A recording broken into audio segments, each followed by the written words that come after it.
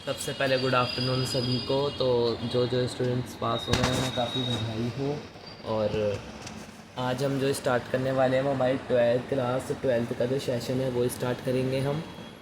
और जो हम सब्जेक्ट स्टार्ट कर रहे हैं सबसे पहले वो है जियोग्राफी, भूगोल। हिंदी वाले में जो बोलते हैं उसको भूगोल बोलते हैं। हम सबसे पहले इसका सिलेबस जान लेते हैं। इसका सिलेबस क्या है? तो हमारी जो बुक फर्स्ट है, उसका जो सिलेबस है वो है पहले सबसे पहले हम बुक फर्स्ट का नाम जान लेते हैं। बुक फर्स्ट का नाम क्या है? ये जो लिखा है बुक फर्स्ट का नाम लिखा है यहाँ पे। इसका नाम है मानव भूगोल के मूलभूत सिद्धांत। मतलब जो मानव है, जो उसका भूगोल है, मतलब मानवीय जो गतिविधियाँ होती हैं जो उसके मूलभूत, मतलब जो करता धरता है, उसके जो सिद्धांत हैं उनके बारे में बताया गया है। तो सबसे पहले हम सिलेबस जान लेते हैं। आगे चलने से पहले हमारे इसके अंदर 5 चैप्टर आ रहे हैं अभी फर्स्ट टर्म में, जिसमें से पहले वाले का नाम है, हमारा जो पहला चैप्टर है उसका नाम है मानव भूगोल, प्राकृतिक और कार्यक्षेत्र। मतलब जो मानव भूगोल है, जो मानवीय ज्योग्राफी है, ठीक है, ह्यूमन ज्योग्राफी जो है, उसकी नेचुरली जो मतलब प्राकृतिक कार्य होते हैं, जहाँ पे कार्य क्षेत्र होता है प्राकृतिक, जैसे प्राथमिक कार्य मान लो जाते हैं कि खेती करना, सब कुछ वगैरह वगैरह, जो फर्स्ट सेक्टर में आते हैं उसे हम वही कहते हैं जो है प्राकृतिक कार्य क्षेत्र। फिर आते हैं हमारा दूसरा चैप्टर। दूसरा क्या है? लोग, जनसंख्या, वितरण, घनत्व, वृद्धि, संरचना, मानव विकास। मतलब जो लोग हैं, जनसंख्या, उनका वितरण किस प्रकार है, वो एक जगह पे कहाँ रहते हैं। जैसे कि एक इतना सा एरिया है, ये एक शहर है, मान लो एक शहर है, इसके अंदर यहाँ पे लोग रह रहे हैं सारे में, यहाँ पे रहने की जगह नहीं है। तो घनत्व मतलब संग में बसा हुआ जो राज्य है, संग में बसा हुआ क्षेत्र जो है, उसको हम कहते हैं घनत्व। और वृद्धि और संरचना, मानव विकास, मतलब इस एरिया में जो डेवलपमेंट हुए कैसे हुए उसे कहते हैं।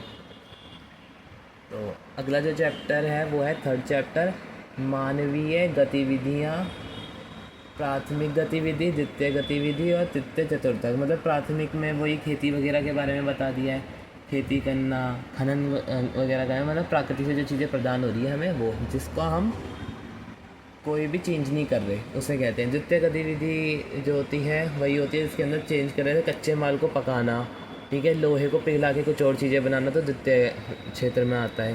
तृतीय क्षेत्र में जो आती हैं वो गतिविधियाँ होती है जैसे डॉक्टर की सेवा, एम्बुलेंस वगैरह, वो तृतीय क्षेत्र में आती है। चतुर्थक जो बची सारी चतुर्थक में।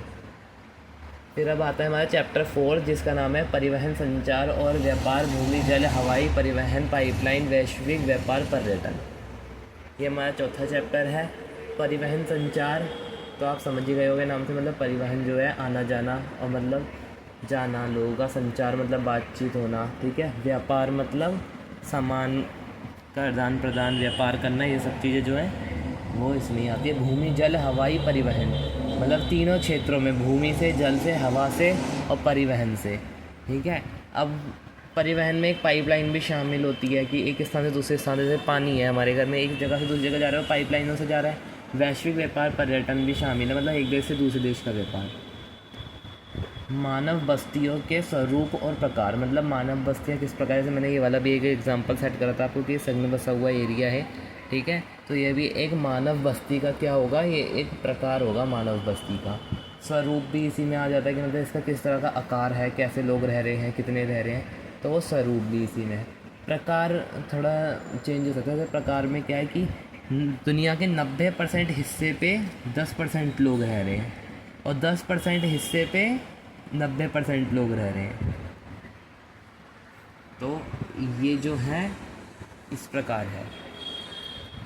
तो आज के लिए इतना ही, मिलते हैं जल्दी नेक्स्ट वीडियो में। आज हमने सिर्फ सिलेबस समझा है, अगली क्लास में हम दूसरी बुक का सिलेबस समझेंगे और जो हमारा चैप्टर फर्स्ट है इसे पढ़ेंगे और इसके क्वेश्चन आंसर निकालेंगे। जब तक के लिए बाय।